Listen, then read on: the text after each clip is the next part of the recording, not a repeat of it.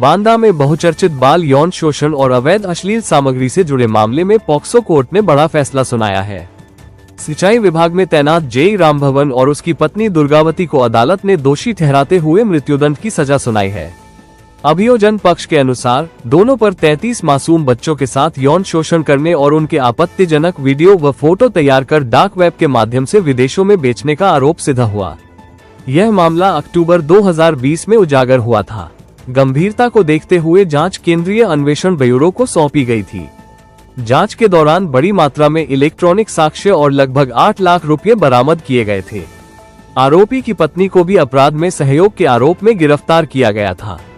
लंबी सुनवाई के बाद विशेष पॉक्सो कोर्ट ने दोनों को दोषी मानते हुए फांसी की सजा सुनाई। वकील साहब, आज किस प्रकार का फैसला सुनाया गया? आज सीबीआई का एक फैसला सीबीआई की चल रही थी।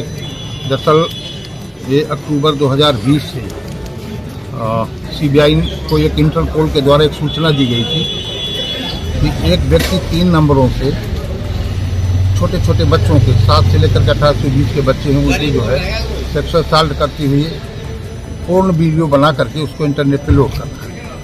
और करीब 34 बच्चे थे। एक पेन ड्राइव भी सूचना देने वालों ने दी थी जिसमें 34 बच्चों की वीडियो थे और 679 फोटोज जो उसमें थे। उसको लेकर जब पेन ड्राइव मिला तो फिर केस रजिस्टर किया नई दिल्ली में सीबीआई ने, क्योंकि ज्यूरिडिक्शन यहीं का था, बच्चे यहीं के थे। और जो ये एक्यूज्ड है रामभवन, ये जलकर विभाग में जेई था, तो इनके नंबर से जब ट्रेस हुआ तो इसको गिरफ्तार किया गया। गिरफ्तारी के बाद फिर इनको फरवरी इसको और इसकी पत्नी को दोनों को गिरफ्तार करते हुए और इनको फरवरी में इनको चार्जशीट लगाई। चार्जशीट लगाने के बाद ये केस चलता रहा, काफी 4 साल तक चलता रहा। 74 विटनेसेस यानी 74 साक्षी सीबीआई के द्वारा पेश किए गए थे। धारा सिंह साहब इसकी जो है वो कर रहे थे, प्रस्तुत कर रहे थे इसको, और 2 डिफेंस विटनेस पेश किए थे।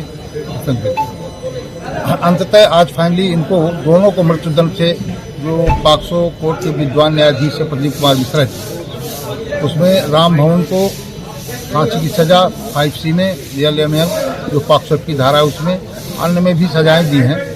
मृत्यु एक में आजीवन कारावास भी दिया है। लेकिन अब चूंकि फाइनली उन्होंने 1 लाख रुपया जुर्माना उसमें भी कहा है, तो 5 वर्ष वो फांसी की सजा इनको, और दुर्गावती को भी 120B का दोषी पाते उनको भी फांसी की सजा दी। और ये लिखा है कि जब तक इनकी मृत्यु न हो जाए तब तक इनको अंतिम सांस तक फांसी पर लटकाया जाए। और ये भी कि बच्चों के पुनर्वास और राहत के लिए डीएम को एक पत्र लिखा जाए कि ये 10-10 लाख रुपया केंद्र और राज्य सरकार आपसी सहमति से बच्चों को दें। और ये जो धनराशि जो मिलेगी इसकी, तो वो धनराशि भी पीड़ितों को वापस मिले। अच्छा, जो बच्चे शिकार हो गए थे उनका इलाज कहाँ चला था? उनका इलाज एम्स में ही उनका वो कराया गया। मेडिकल भी एम्स में कराया गया दिल्ली में सभी का, और उनका सभी बच्चों का एम्स में ही इलाज कराया था सीबीआई की तरफ।